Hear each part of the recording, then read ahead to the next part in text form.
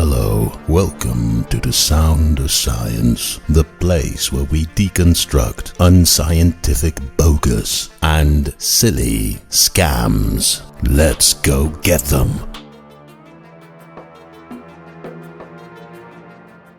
Hello, you wonderful people. Thank you so much for watching. Today we're going to have a look at a short video from the very famous conservative media personality, Ben Shapiro, because recently my attention was drawn to a YouTube short video by the title of Ben Shapiro Crushes Atheism Question. It's only a short video of 46 seconds, and I will only focus on the 14 seconds in which Ben Shapiro thinks he unfolds his great atheism question crushing argument. Now, before we're going to watch and assess this actual clip of Ben Shapiro, we first need to discuss some context, because Ben Shapiro uses fleshy titles and fancy sound bits, and he speaks as fast as a dragonfly flaps its wings. Now, if media personalities speak as fast as a Chevrolet Camaro automatic gearbox,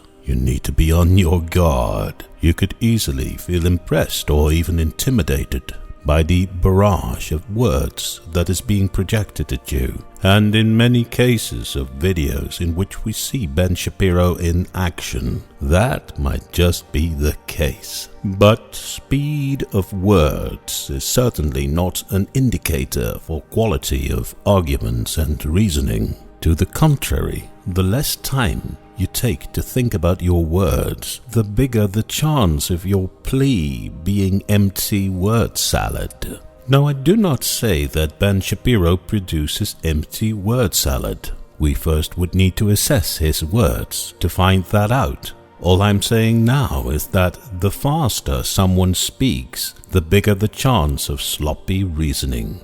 Nonetheless, everyone has the right to debate at their own terms. At least, that is what I do. And one of my rules of thumb is to bring down the pace so that we get a decent opportunity to assess words, arguments, and reasoning. So, although Ben Shapiro unfolds his supposed atheism question crushing argument in a matter of only 14 seconds, I will make an 18-minute video about it, in which I will provide context and assess each and every one of his words.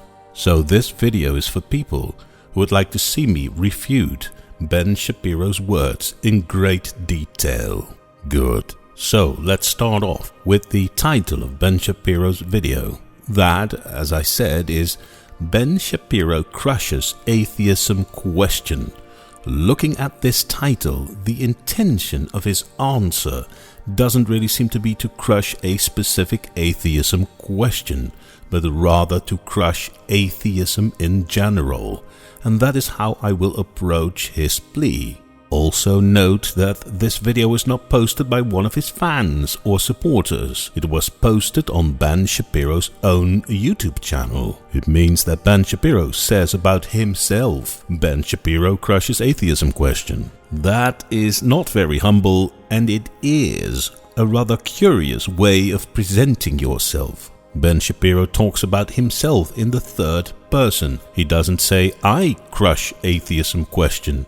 Ben Shapiro says, Ben Shapiro crushes atheism question. From a language point of view, the third person is used to make clear that someone else, hence a third person, is talking about you, in order to make clear that other people agree with you. So by choosing this peculiar title, Ben Shapiro kind of pretends that people agree with him, even before anyone has watched his video. That is a bit strange and not very logical. Therefore, we're going to decide for ourselves, in our own pace, if Ben Shapiro indeed is crushing atheism or not. That's what my video is about. So now we get to the second strange aspect of the title of Ben Shapiro's video, because atheism isn't really a phenomenon that by its nature offers many leverage points to crush it For example, if we would want to crush the Christian belief, the Christian worldview, the Christian doctrine, etc., there is a multitude of those leverage points we could assess. First, there is the Bible,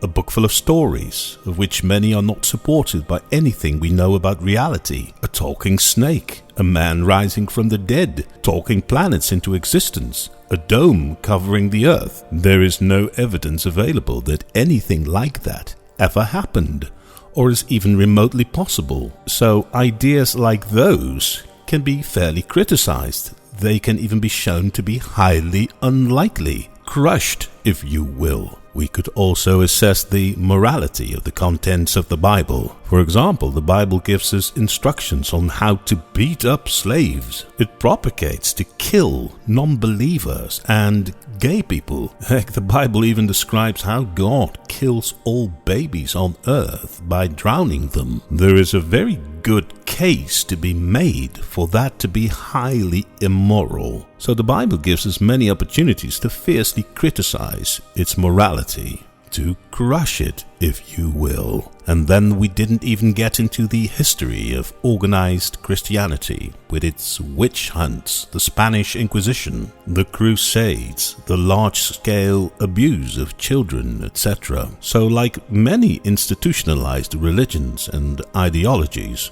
Christianity offers a very wide range of leverage points to intellectually and morally crush it. Now, Ben Shapiro says he crushes atheism, but atheism has none of those leverage points that Christianity does have.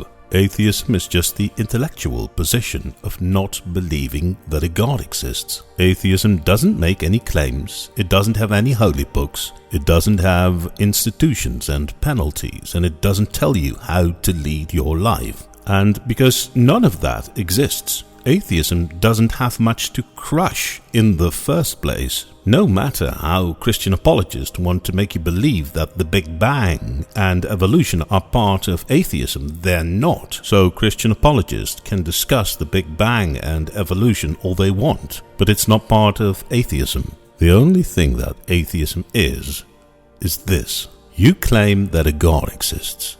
I ask you, can you prove that? And then you say, well, the Bible says so. And then I say, well, I don't think that that is evidence, so I don't believe your claim that a God exists. Before religion was invented, everyone was an atheist by nature. But in modern-day society, atheism is basically a response to religious claims. In most cases, atheism is just rooted in the observation that a religious claim has not met its burden of proof. And therefore, we atheists, we do not believe that the religious claim is true. That's it. So there's really not much to crush about atheism.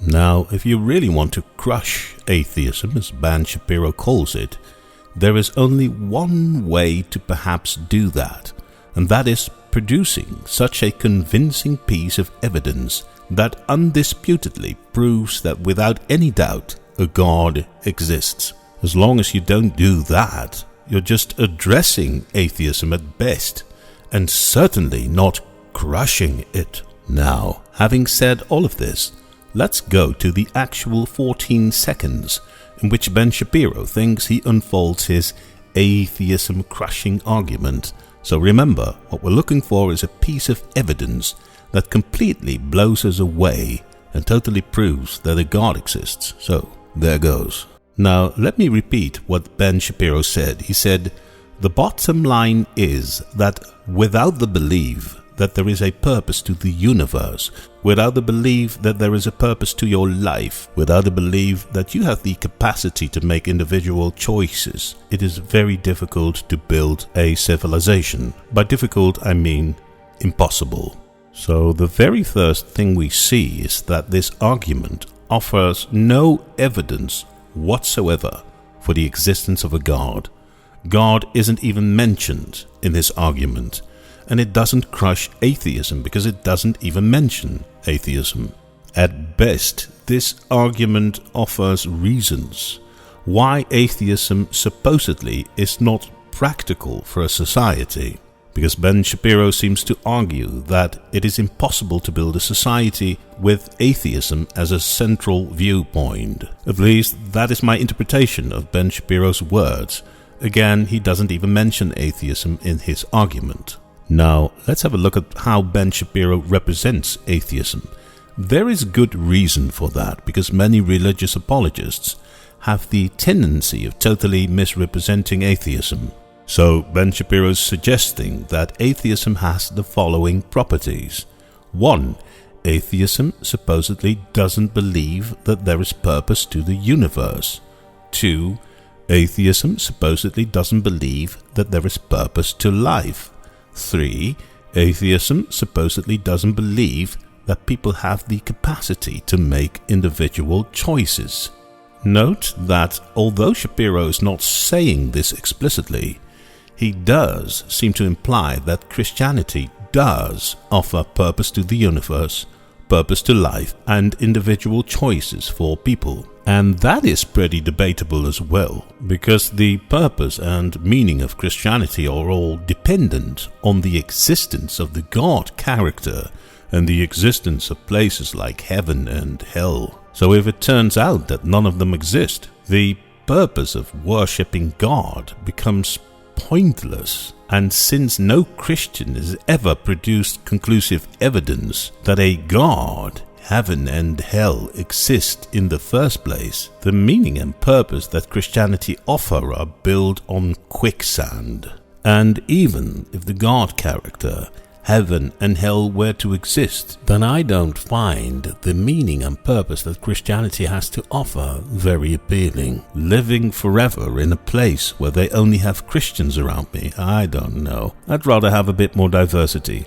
On top of that, if you happen to be a slave, a gay person or a non-believer, then all perspective that the Bible offers you is to get beaten up or to be put to death. So no thanks. Even if the God character would exist, I wouldn't feel comfortable worshipping a God who openly admits to kill babies. But let's return to Ben Shapiro. He says that without purpose to the universe, without purpose to life, and without human beings having the capacity to make their own choices, it is impossible to build a civilization. So I suppose that Ben Shapiro's conclusion is that you can't build a society if everyone is an atheist. I suppose that is what he means.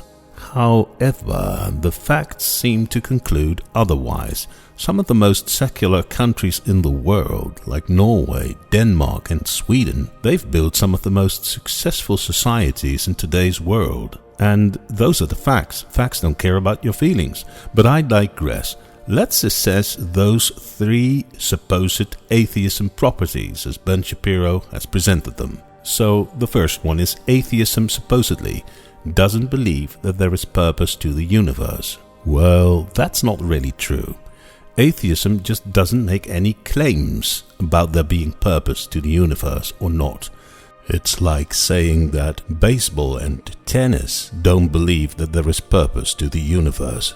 Baseball and tennis simply don't make any claims about the purpose of the universe, whatever that may mean. And it's the same with atheism. Atheism, and it is a bit embarrassing that I have to explain this to someone like Ben Shapiro, atheism is just not believing that a God exists. That is all.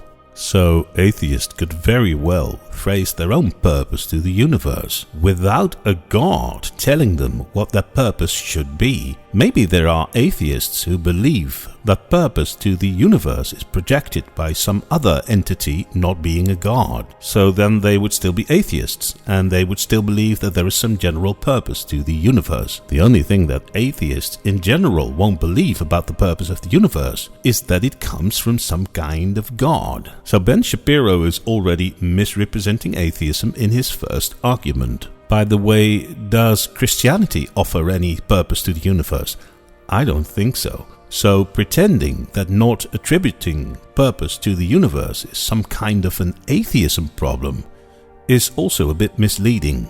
Furthermore, Ben Shapiro didn't even explain what purpose to the universe even means and why it would be relevant in the first place. So perhaps it's perfectly fine to build civilizations without attributing any purpose to the universe. Personally, I don't care about the entire concept of purpose to the universe, and I sleep just fine without it. Then let's go to Ben Shapiro's second argument. Atheism supposedly doesn't believe there is purpose to life. Well, that is an even more blatant misconception than Ben Shapiro's first argument, because atheists don't believe a God exists, so they don't rely on gods for attributing purpose to life. Almost every atheist I know gives his or her own meaning to life. People don't need guidance to give their life meaning, it's their own freaking life. People can decide for themselves what has meaning to them.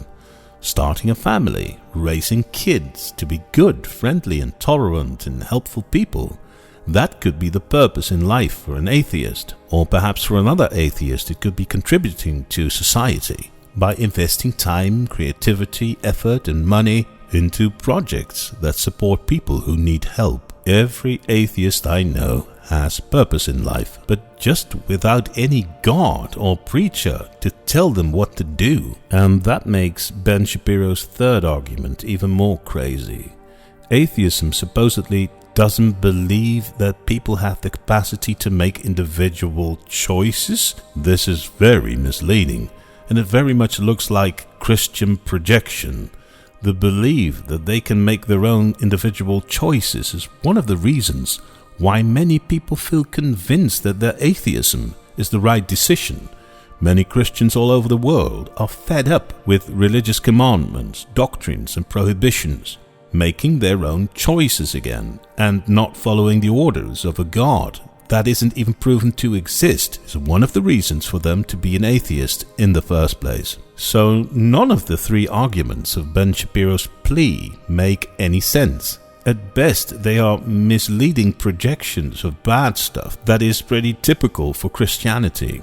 So that you probably can't build a civilization without purpose and without individual choices is not even relevant anymore for Ben Shapiro's plea, because none of those problems has got anything to do with atheism. To the contrary, people not even being allowed to make their own decisions is an atrocity that is much more typical for organized religion. So I think I have objectively and fairly assessed all of the atheism-crushing arguments of Ben Shapiro, and my conclusion is, unfortunately, that Ben Shapiro produced 14 seconds of pretty nonsensical religious word salad. So if you watched this video, please let me know if you agree with me or not. I'm interested in your arguments. Please address them properly, so tell me why you agree or disagree with things I've said. Please don't bother to address things that I never said. There is no point for me in defending positions that I never took in the first place. Please just stick to the arguments as presented in my video. Please don't post random Bible quotes. They don't prove anything other than that Bible quotes exist. And dropping random Bible quotes is basically spamming YouTube, so please don't.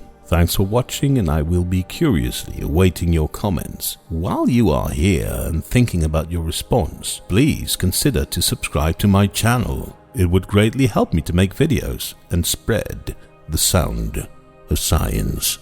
Thanks.